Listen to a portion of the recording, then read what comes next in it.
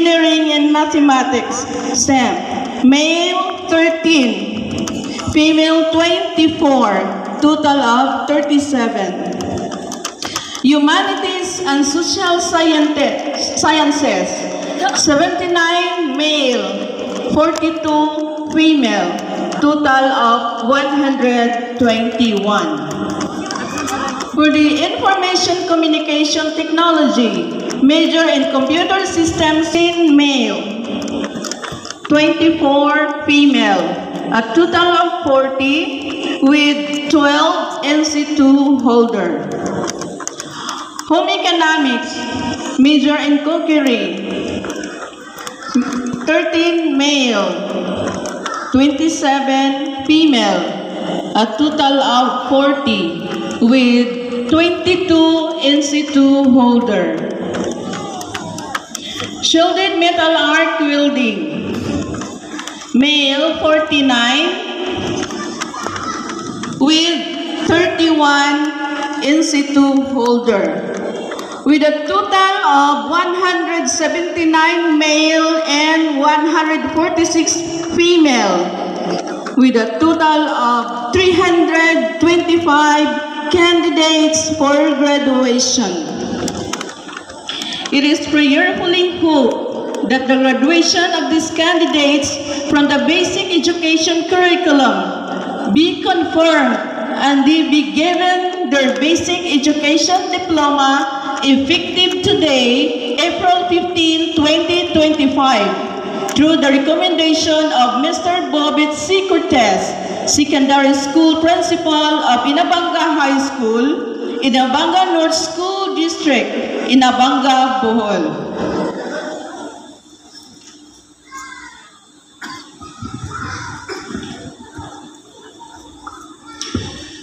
Thank you, Mrs. Calape. Dr. Eduardo A. Ompat, the Assistant Schools Division Superintendent, the duly authorized representative of Dr. Faye Loares, the Schools Division Superintendent in the Schools Division of Bohol.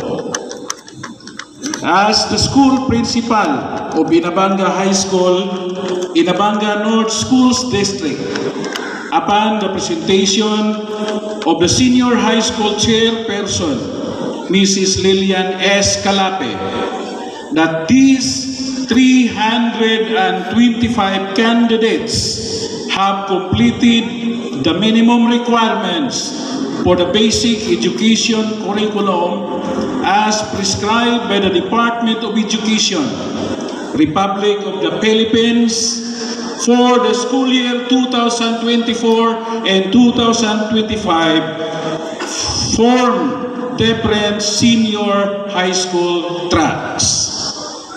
I therefore recommend that their graduation from the basic education curriculum for the school year 2024 and 2025 be confirmed, and that these candidates be given their basic education diploma effective today, the 15th day of April 2025.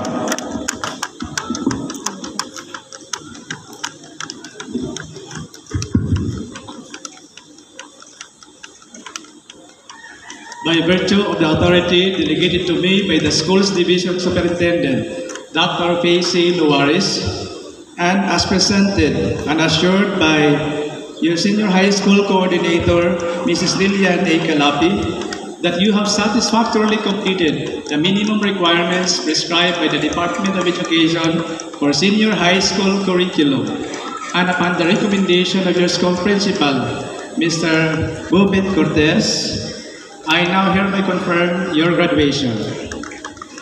You are now eligible for transfer and admission to the next higher level of education, particularly to 80 local colleges and universities within the country. Hence, you will be awarded with certificates with all the honors and privileges, as well as duties and obligations thereunto appertaining. Congratulations to all of you.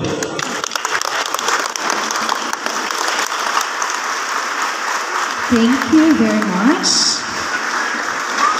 The moment you've worked towards has finally arrived. As you receive your diploma, you are not just collecting a piece of paper. You are unlocking a world of possibilities, opportunities,